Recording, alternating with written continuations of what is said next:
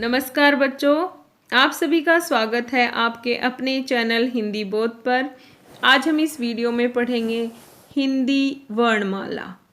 ये video 6th class के बच्चों के लिए बनाया है जो अभी 5th से 6th क्लास में आए हैं। सबसे पहले हम अपनी पाठ्य पुस्तक के पाठ शुरू करने से पहले हम जानेंगे वर्णमाला। अब आप ये कहेंगे कि मैम वर्णमाला तो हम 1st क्लास से पढ़ते आ रहे हैं। सही कहा आपने, परंतु ये हम पढ़ेंगे कुछ अलग अंदाज में। तो चलिए शुरू करते हैं हमारा ये वीडियो। सबसे पहले हम जानेंगे वर्णमाला में वर्ण शब्द का क्या अर्थ है। तो वर्ण शब्द का क्या अर्थ है? भाषा की सबसे छोटी इकाई ध्वनि है और इस ध्वनि को वर्ण कहते हैं। भाषा की सबसे छोटी इकाई, सबसे स्मॉल यूनिट, जिसे क्या कहा गया है? ध्वनि। और इसी ध्वनि को वर्ण कहते हैं। तो ये हमने जाना वर्णमाला में वर्ण शब्द का अर्थ। अब हम जानते हैं वर्णमाला। वर्णों के व्यवस्थित समूह को वर्णमाला कहते हैं। जो वर्ण हैं हमारे, उनको व्यवस्थित तरीके से होना, उसको क्या कहा है? वर्णमाला। ठीक है, तो हमने सीखा वर्ण और वर्णमाला। अब हम जानेंगे कि वर्ण के कितने भेद होते हैं। तो वर्ण के 2 भेद होते हैं। पहला है स्वर और दूसरा है व्यंजन। अब हम जानेंगे स्वर किसे कहते हैं।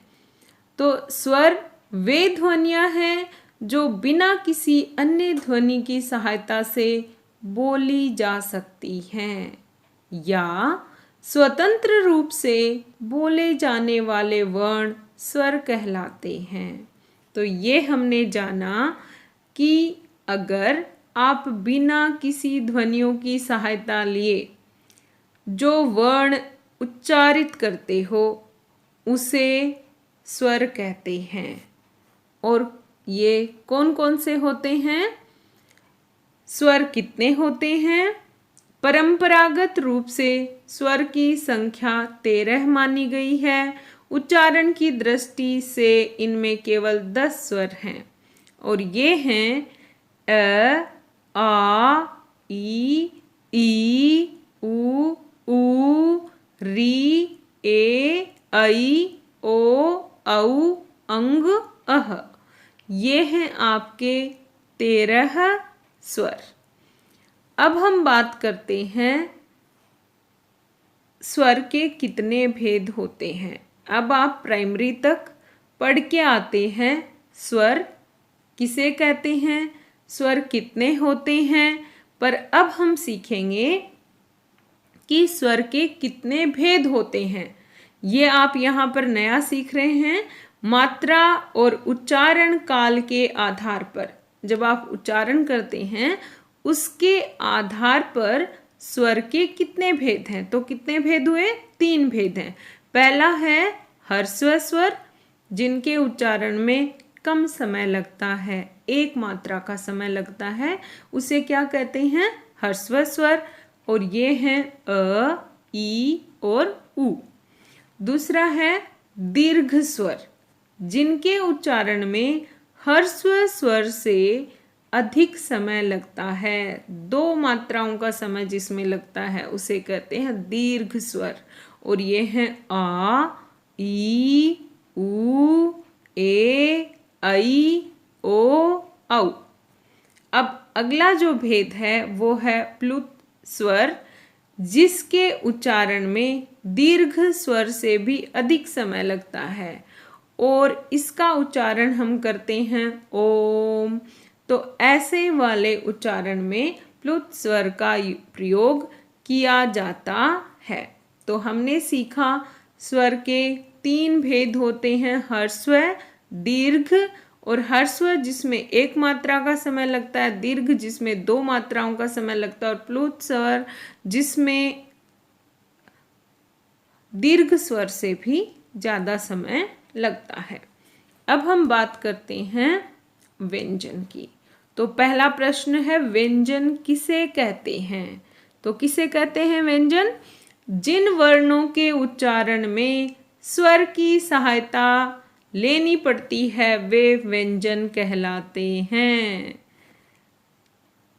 अब हम जानेंगे कि व्यंजन कौन से हैं। यहाँ पर हमने परिभाषा क्या सीखी है? जिन वर्णों के उच्चारण में स्वर की सहायता लेनी पड़ती है वे व्यंजन कहलाते हैं। अब यहाँ पर आप देख रहे हैं व्यंजन आप पहले भी जानते हो कि क, ख, ग, घ, ड़ ये सब क्या हैं? व्यंजन हैं। अब हम जानेंगे कि इनका उच्चारण स्थान कौन सा है और उसे क्या कहते हैं। तो सबसे पहले क वर्ग, और क वर्ग में क, ख, ग, घ, ड़ इनका जो उच्चारण स्थान है वो क्या है? कंठ, गला। आप पिक्चर में देख रहे हैं और इसी आधार पर इसे कहा गया है कंठे व्यंजन। क्या कहते हैं क वर्ग को? कंठे व्यंजन, क्योंकि इनका उच्चारण स्थान कहाँ से है? गले से। गले को क्या कहते हैं? कंठ। तो कंठे व्यंजन कहा जाता है क वर्ग को। ये आप अपने से उच्चारण करके देखेंगे तो आपको पता चलेगा कि इनका उच्चारण गले से, कंठ से होता है, इसीलिए इन्हें कंठे व्यंजन कहते हैं। अगला है च वर्ग। अब देखिए च वर्ग का जो उच्चारण स्थान है वो है तालु। आप पिक्चर में देख रहे हैं आपके दांत के पीछे जो हार्ड जगह है उससे भी आगे एक जो जगह है हमारी उसे बोलते हैं तालु, और उसी जगह से उच्चारण होता है च वर्ग का, और इसीलिए इनको कहा जाता है तालव्य व्यंजन। तो ये हमने जाना कि च वर्ग और उसका उच्चारण स्थान तालु, और इसलिए इनको कहा जाता है तालव्य व्यंजन। अब हम जानेंगे आगे ट वर्ग। अब ट वर्ग का जो उच्चारण स्थान है वो है मूर्धा, और आप पिक्चर में देख रहे हैं हमारे दांत के पीछे आपका जो हार्ड जगह है वहाँ पर जब जीभ टच होती है तभी हम इन वर्णों का उच्चारण कर पाते हैं। जैसे ट, जब हम ट बोलते हैं तो हमारी जीभ टच करती है मूर्धा को, और इसीलिए इन व्यंजनों को कहा जाता है मूर्धन्य व्यंजन।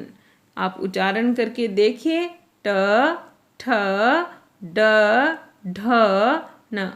तो ऐसे ही आप उच्चारण करेंगे तो आपको पता चलेगा कि मूर्धा और मूर्धा से उच्चरित होने वाले वर्ण कहलाते हैं मूर्धन्य। आगे हम जानेंगे त वर्ग, और त वर्ग का उच्चारण स्थान कहाँ से होता है? जीभ टच करती है दांतों से। देखिए त, थ, द, ध, न। तो ऐसे ही दांतों के जीभ टच करती है, इसलिए इन व्यंजनों को कहते हैं दंते व्यंजन। क्या कहते हैं? दंते व्यंजन। क्यों ऐसा? क्योंकि उच्चारण करते समय हमारी जीभ दांतों को स्पर्श करती है, इसलिए इनको कहा जाता है दंते व्यंजन। तो ये था त वर्ग। आगे हम बात करते हैं प वर्ग की। प वर्ग का उच्चारण स्थान है ओष्ठ, और इसलिए इनको कहा जाता है ओष्ठव्य व्यंजन, और ये हैं प, फ, ब, भ, म। आप खुद उच्चारण करके देखिए तब आपको पता चलेगा कि प, फ, ब, भ, म जो प वर्ग है उसका उच्चारण स्थान ओष्ठ है, इसलिए उनको ओष्ठव्य व्यंजन कहा जाता है। अब हम बात करते हैं अंतस्थ व्यंजन, जो हैं य, र, ल, व। इन्हें अंतस्थ क्यों कहा जाता है? क्योंकि इनका उच्चारण स्वरों व व्यंजनों के बीच स्थित होता है। इन्हें अर्ध स्वर भी कहा जाता है। आगे है श, श, स है। देखिए, शादी, इसमें जिस श का प्रयोग किया जाता है वो होता है तालव्य। तालव्य, और जिसमें वर्षा का यूज किया जाता है श, वो है मूर्धन्य, और सड़क स दंते। बहुत बार हम यूज करते हैं तो पूछते हैं कौन सा श उस शब्द में आ रहा है। इसकी जगह आप अब सीखिए कि ये तालव्य है, ये मूर्धन्य है और ये दंते स है। तो ये हमने सीखा, और इनको चारों को कहते हैं ऊष्म संघर्षी व्यंजन। अब हम बात करते हैं संयुक्त व्यंजन की। संयुक्त व्यंजन कितने हैं? 4, अक्ष, त्र, ज्ञ और श्र। इसमें अक्षर दो व्यंजनों से बनकर बना है, इसीलिए इसको क्या कहा जाता है? संयुक्त व्यंजन। संयुक्त मतलब जुड़े हुए, है ना, दो व्यंजन से, और वो कौन से हैं? क और श। अब देखिए, इसमें अगर हम आगे और वर्ण विच्छेद करते हैं, जैसे अक्षय का, तो क्या होगा? क प्लस श प्लस अ। तो यहाँ पर श के साथ स्वर है पर क के साथ नहीं है, तो क्या होगा? क प्लस श। ऐसे ही त प्लस र, और ज्ञ का ज प्लस य, और श का श प्लस र। तो ये इससे शब्द बनते हैं अक्षर, नक्षत्र, ज्ञान और श्रवण। तो ये था हमारे संयुक्त व्यंजन। इस वीडियो में हमने पढ़ा वर्णमाला के बारे में। उम्मीद करती हूँ ये वीडियो आपको पसंद आया होगा। अगर वीडियो पसंद आया है तो लाइक ज़रूर करें, चैनल पर नए हैं तो सब्सक्राइब करें। Thank you.